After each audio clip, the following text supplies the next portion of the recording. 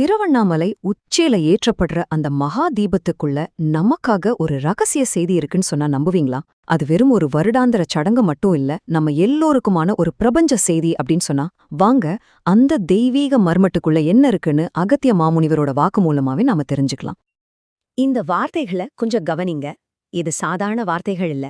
மகா முனிவரான அகத்தியர் தன்னோட ஞான உரையை இப்படிதான் தொடங்குறாரு. இதுவே நாம கேட்க போற விஷயத்துக்கு ஒரு பெரிய கனத்தை கொடுக்குது இல்லையா? ஏன்னா இது அவர் மூலமா நமக்கு கிடைக்கிற ஒரு தெய்வீக கட்டளை. சரி, இப்போ ஒரு நிமிஷம் எல்லாரும் கற்பனை பண்ணி பாருங்க. டிசம்பர் 3, 2025 திருவண்ணாமலையே லட்சக்கணக்கான பக்தர்களோட மந்திர ஒலியில எதிரொலிக்குது. எல்லோரோட கண்ணும் அந்த மலை உச்சியதான் பார்த்துட்டு இருக்கு. அங்க பக்தி, நம்பிக்கை, எதிர்பார்ப்புன்னு ஒரு பயங்கரமான சக்தி அதிர்வு உருவாகியிருக்கு. இந்த சூழல்ல தான் நமக்கான அந்த தெய்வீக செய்தி வெளிப்பட ஆரம்பிக்குது. அந்த பிரம்மாண்டமான தீபம் வானத்தை நோக்கி எழும்போது மொத்த கூட்டமும் பரவசத்துல ஆர்ப்பரிக்குது. ஆனா அந்த சந்தோஷம் கொஞ்ச நேரம் கூட நீடிக்கல. திடீர்னு கருமேகங்கள் ஒண்ணு கூடி அந்த தெய்வீக ஒளிய அப்படியே மறைச்சிடுது. சந்தோஷம் குழப்பமா மாறுது. அப்புறம் ஒரு விதமான பதற்றம். எல்லார் மனசுலயும் ஒரே கேள்வி, இதுக்கு என்ன அர்த்தம்? இப்போ எல்லார் மனசுலயும் இந்த ஒரு கேள்விதான். நீங்களும் அதானே யோசிக்கிறீங்க. இது யதார்த்தமா நடந்ததா, இல்ல இயற்கையோட விளையாட்டா, இல்ல இதுக்கு பின்னாடி வேற ஏதாச்சும் ஆழமான காரணம் இருக்கா, ஒரு செய்தி இருக்கா? இந்த கேள்விதான் நாம பார்க்க போற மர்மத்தோட கதவே திறக்குது. அகத்தியர் என்ன சொல்றார்னா, இது தற்செயலா நடக்கலையா, இதுல 2 விஷயம் நடந்திருக்கு. ஒண்ணு, மனிதர்களோட நிலைய பார்த்து ஈசன் தரிசனம் கொடுக்க வேண்டான்னு நினைச்சது. ஆனா அதே சமயம் அங்கு இருந்த சில நல்ல உள்ளங்களோட பக்திக்காக அவரோட மனசு இலகி மறுபடியும் தரிசனம் கொடுத்திருக்கார். அதாவது உண்மையான பக்திக்கு விதியே மாத்திர சக்தி இருக்குன்னு இது மூலமா ஒரு பெரிய பாடம் நமக்கு கிடைக்குது. அப்போ இது வெறும் வானத்துல நடந்த ஒரு நிகழ்வு மட்டும் இல்ல, இது கடவுளுக்கும் மனிதனுக்கும் நடந்த ஒரு உரையாடல்.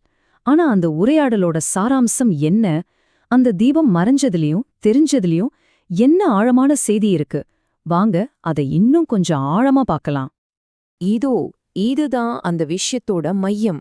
அந்த தீபம் மறைக்கப்பட்டதுக்கு காரணம் என்னன்னா, இந்த உலகத்துல தர்மம் ரொம்பவே குறைஞ்சு தலைகீழா போயிட்டு இருக்கு அப்படிங்கறத காட்டுற ஒரு தெய்வீக அறிகுறியாம்.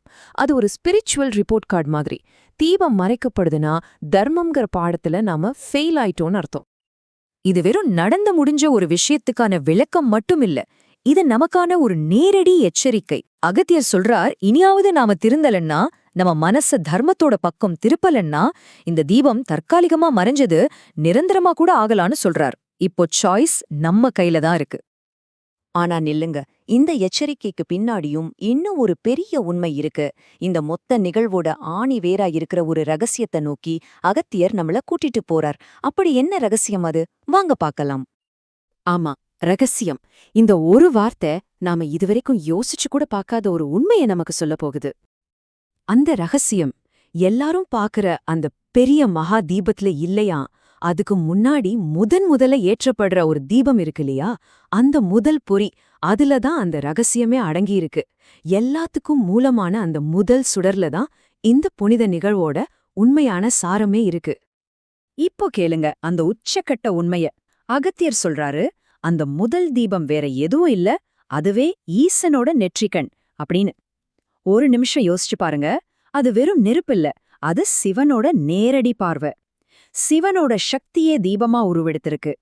இந்த ஒரு விஷயம் இந்த சடங்க வெறும் காட்சியா பார்க்காம ஒரு ஆழமான தெய்வீக உரையாடலா மாத்துது. சரி, இப்போ இந்த மிகப்பெரிய ரகசியம் நமக்கு தெரிஞ்சிடுச்சு. இதனால நமக்கும் நம்மளோட எதிர்காலத்துக்கும் என்ன ஆகப்போகுது? இந்த ஞானம் மனித குலத்துக்கு என்ன மாதிரியான தீர்க்க தரிசனத்தை கொடுக்குது? வாங்க அதையும் தெரிஞ்சுக்கலாம். இந்த தீர்க்க தரிசனத்திலயும் 2 பக்கங்கள் இருக்கு. ஒரு பக்கம் ஒரு எச்சரிக்கை, இன்னும் பல நோய்களும் கஷ்டங்களும் மனிதகுலத்துக்கு வரும். ஆனா இன்னொரு பக்கம் ஒரு அற்புதமான வாக்குறுதி. யார் தர்மத்தோட பாதையில உறுதியா நிக்கிறாங்களோ அவங்களுக்கு தேவையான எல்லாமே கொடுக்கப்படும். இது ஒரு பிரபஞ்ச சமநிலை மாதிரி. உலகத்துக்கு சோதனைகள் வந்தாலும் தர்மத்துல இருக்கிறவங்களுக்கு பாதுகாப்பு உண்டு. இந்த எச்சரிக்கை வாக்குறுதியெல்லாம் சரி, நாம என்ன செய்யணும்? வரப்போற காலங்களை நாம எப்படி எதிர்கொள்ளணும்? நல்ல வேளையா அகத்தியர் அதுக்கும் ஒரு தெளிவான வழிய நமக்கு காட்டியிருக்கார். அவர் சொல்ற வழி ரொம்பவே எளிமையானது, ஆனா ரொம்ப ஆழமானது. ஒண்ணு, உங்க வாழ்க்கையில தர்மத்தை கடைப்பிடிங்க. நேர்மையா கருணையா வாழுங்க. 2வது, புண்ணிய ஸ்தலங்களுக்கு போய் ஆன்மீக சக்திய பெருக்கிக்கோங்க. இது பெரிய சடங்குகளை பத்தினது இல்ல. நம்ம மனசாட்சி சரியா இருக்கணும், அதே சமயம் வெளியில இருந்து இறையருளையும் தேடணும். இதுதான் நாம போக வேண்டிய பாதை. கடைசியா பார்த்தா திருவண்ணாமலை தீபம்ங்கிறது நமக்கே நாம பாத்துக்கிற ஒரு கண்ணாடி மாதிரி. அது ஒரு எச்சரிக்கை தான், அதே சமயம் ஒரு வாக்குறுதியும் கூட. அது நம்மகிட்ட கேக்குற கேள்வி, நான் எச்சரிக்கையா இல்ல வாக்குறுதியான்னு இல்ல, நீங்க எதை தேர்ந்தெடுக்க போறீங்கன்னு தான். எச்சரிக்கையை கேட்டு திருந்த போறீங்களா இல்ல வாக்குறுதியை அடைய முயற்சி செய்ய போறீங்களா? முடிவு எப்போதுமே நம்ம கையில தான். நீங்க எதை பத்தி யோசிக்க போறீங்க?